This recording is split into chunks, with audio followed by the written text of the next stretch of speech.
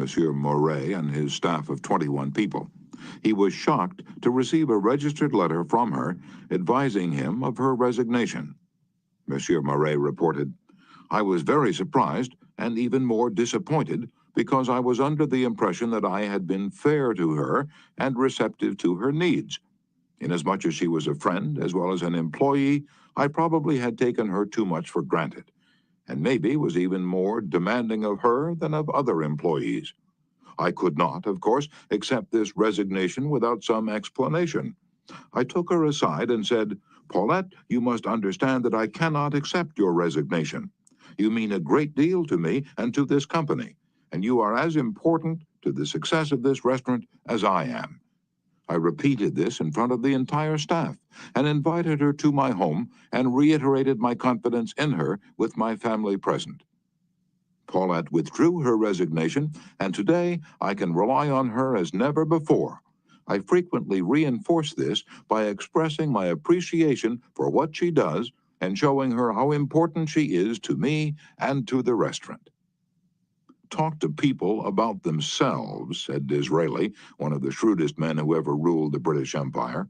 "Talk to people about themselves, and they will listen for hours." Principle 6.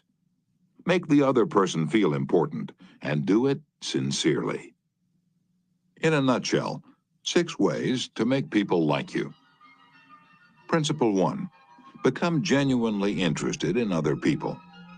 Principle 2. Smile. Principle 3.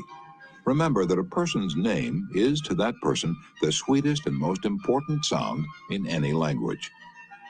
Principle 4. Be a good listener. Encourage others to talk about themselves. Principle 5. Talk in terms of the other person's interests. Principle 6. Make the other person feel important, and do it sincerely.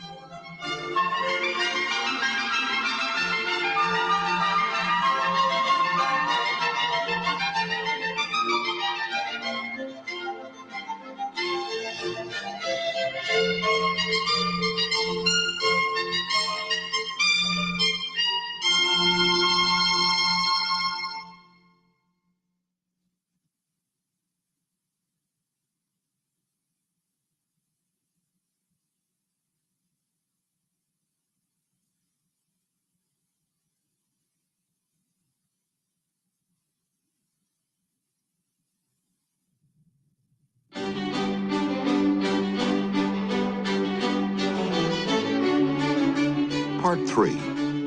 How to win people to your way of thinking. Chapter 1. You can't win an argument.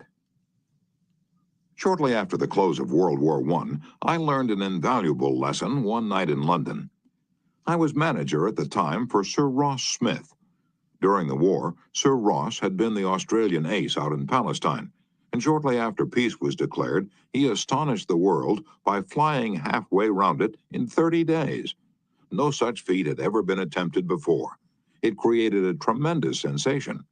The Australian government awarded him $50,000. The King of England knighted him, and for a while he was the most talked about man under the Union Jack. I was attending a banquet one night given in Sir Ross's honor, and during the dinner, the man sitting next to me told a humorous story which hinged on the quotation, "There's a divinity that shapes our ends, rough hew them how we will." The raconteur mentioned that the quotation was from the Bible. He was wrong, I knew that. I knew it positively. There couldn't be the slightest doubt about it. And so, to get a feeling of importance and display my superiority, I appointed myself an unsolicited and unwelcome committee of 1 to correct him. He stuck to his guns. "What, from Shakespeare? Impossible. Absurd. That quotation was from the Bible, and he knew it." The storyteller was sitting on my right, and Frank Gammond, an old friend of mine, was seated at my left. Mr. Gammond had devoted years to the study of Shakespeare, so the storyteller and I agreed to submit the question to Mr. Gammond. Mr. Gammond listened. He kicked me under the table and then said, "Dale, you're wrong. The gentleman is right. It is from the Bible." On our way home that night, I said to Mr. Gammond, "Frank, you know that quotation was from Shakespeare." "Yes, of course," he replied. "Hamlet, Act 5, Scene 2. But we were guests at a festive occasion, my dear Dale. Why prove to a man that he is wrong? Is that going to make him like you? Why not let him save his face? He didn't ask for your opinion. He didn't want it. Why argue with him? Always avoid the acute angle. The man who said that taught me a lesson I'll never forget. I'd not only made the storyteller uncomfortable, but it put my friend in an embarrassing situation. How much better it would have been had I not become argumentative. It was a sorely needed lesson because I'd been an inveterate arguer. During my youth, I'd argued with my brother about everything under the Milky Way. When I went to college, I studied logic and argumentation and went in for debating contests. Talk about being from Missouri. I was born there. I had to be shown. Later, I taught debating and argumentation in New York. And once, I'm ashamed to admit, I plan to write a book on the subject. Since then, I have listened to, engaged in, and watched the effects of thousands of arguments. As a result of all this, I've come to the conclusion that there's only one way under high heaven to get the best of an argument, and that is to avoid it. Avoid it as you would avoid rattlesnakes and earthquakes. 9 times out of 10, an argument ends with each of the contestants more firmly convinced than ever that he is absolutely right. You can't win an argument. You can't because if you lose it, you lose it. And if you win it, you lose it. Why? Well, suppose you triumph over the other man and shoot his argument full of holes and prove that he is non compos mentis. And then what? You will feel fine. But what about him? You've made him feel inferior. You've hurt his pride. He will resent your triumph. And a man convinced, against his will, is of the same opinion still. Years ago, Patrick J. O'Hare joined one of my classes. He had had little education, and how he loved a scrap. He had once been a chauffeur, and he came to me because he had been trying, without much success, to sell trucks.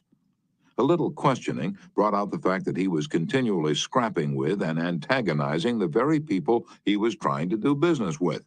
If a prospect said anything derogatory about the trucks he was selling, Pat saw red and was right at the customer's throat. Pat won a lot of arguments in those days. As he said to me afterward, I often walked out of an office saying, I told that bird something. Sure, I'd told him something, but I hadn't sold him anything. My first problem was not to teach Patrick J. O'Hare to talk.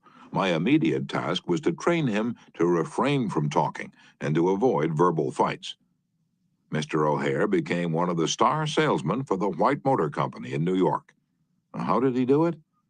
Here's his story in his own words. If I walk into a buyer's office now and he says, what, a white truck? They're no good. I wouldn't take one if he gave it to me. I'm going to buy the Who's It truck. I say, the Who's It's a good truck. If you buy the Who's It, you'll never make a mistake. The Who's It's are made by a fine company and sold by good people. He's speechless then. There's no room for argument. If he says the Who's It's the best, and I say, sure it is, he has to stop. He can't keep on all afternoon saying it's the best when I'm agreeing with him. We then get off the subject of the Who's It, and I begin to talk about the good points of the white truck. There was a time when a remark like his first one would have made me see scarlet and red and orange. I'd start arguing against the Who's It, and the more I argued against it, the more my prospect argued in favor of it.